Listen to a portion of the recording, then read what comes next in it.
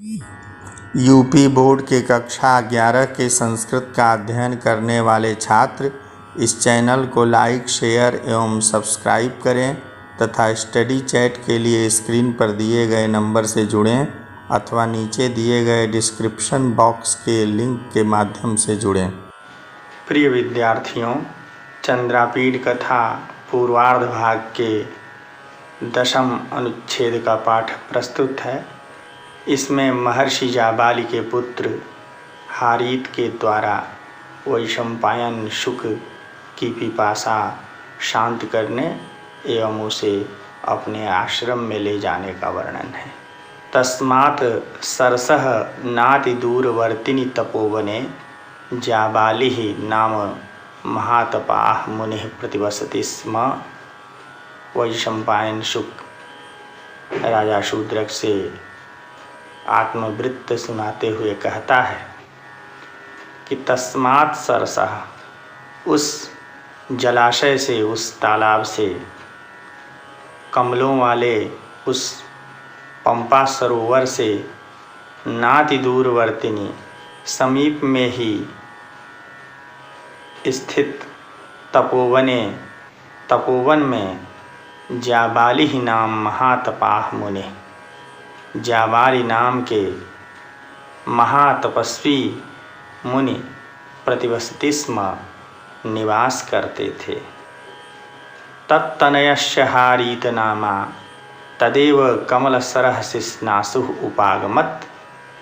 शिश्नासुः स्नातुम् इच्छुः, स्नान करने के इच्छुक, हारीत नामा तत्तनयः, हारीत नाम के उनके पुत्र, महर्षि जाबाली के पुत्र, तदेव कमलसरः, उसी कमलों वाले तालाब अर्थात पंपा सरोवर पर उपागमत आ पहुँचे। स मां तदवस्थम् आलोक्य समुपजात दयः समीपमुपसृत्य सरस्तीरम् आनीय स्वयं माम् उत्तानित मुखम् अंगुल्या कतिचित सलिल बिंदून आपायत। तदवस्थं माम आलोक्य, उस अवस्था वाले माम मुझको, पिपासा से पीड़ित माम मुझे, मुझ वैशंपायन को आलोक्य देख करके, समुपजात दयः, समुपजाता दया यस्य सह, जिन्हें दया उत्पन्न हो आई, ऐसे सह वे हारीत, समीपम उपसृत्य, समीप पहुँच करके, पास आ करके, सरस्तीरम आनीय, जलाशय के तालाब के तट पर लाकर, उत्तानित मुखम माम, ऊपर की ओर मुख किए हुए मुझे, स्वयं अंगुल्या कतिचित सलिल बिंदून आपायत, उन्होंने, हारीत ने स्वयं अपनी अंगुली से कतिचित कुछ सलिल बिंदून जल की बूंदों को आपायत पिलाया। अंभः क्षोधकृत सेकम समुपजात नवीन प्राणम माम उपतट प्ररूढ़स्य नलिनी पलाशस्य जलशिशिरायां छायायां निधाय समुचितम अकरोत स्नान विधिम।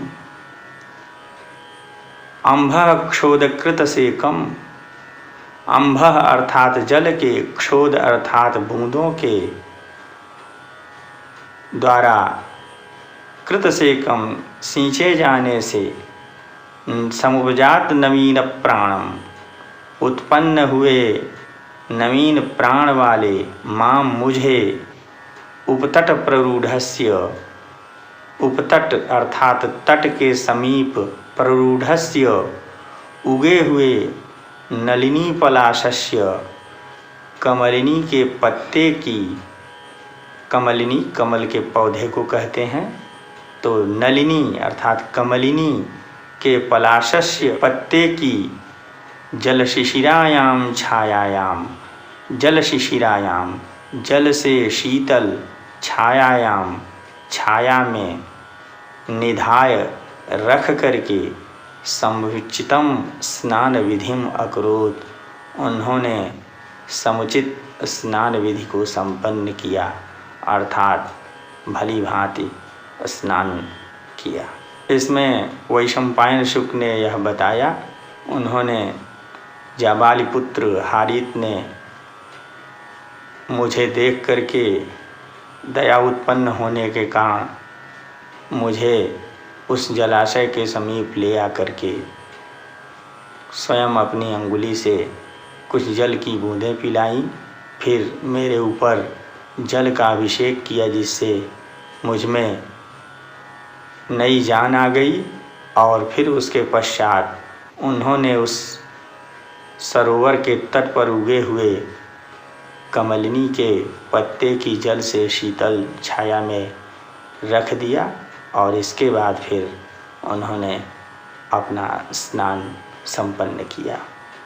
अभिषेकावसाने च, और अभिषेक के स्नान के अवसान में अंत में भगवते सवित्रे दत्वार्घ्यम उदतिष्ठत, भगवान सवित्रे सविता को, यहाँ चतुर्थी एक वचन है भगवते और सवित्रे में, भगवान सूर्य को अर्घ्यम दत्वा अर्घ्य देकर जलांजलि इत्यादि प्रदान करके उदतिष्ठत उठ गए।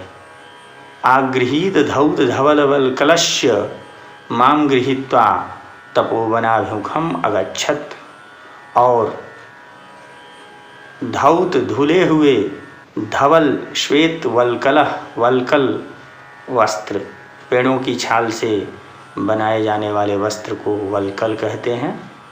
वल्कल का अर्थ छाल होता है। धौत धुले हुए धवल श्वेत वल्कल वस्त्र को आगृहीत अर्थात धारण करके, माम गृहीत्वा मुझे लेकर, तपोवनाभिमुखम अगच्छत तपोवन की ओर चले गए। इस अनुच्छेद में हारित की दयालुता अभिव्यक्त हुई है। इस अनुच्छेद से संबंधित प्रश्न इस प्रकार होंगे। प्रश्न है, प्रस्तुत गद्यांश के पुस्तक और लेखक का नाम लिखिए।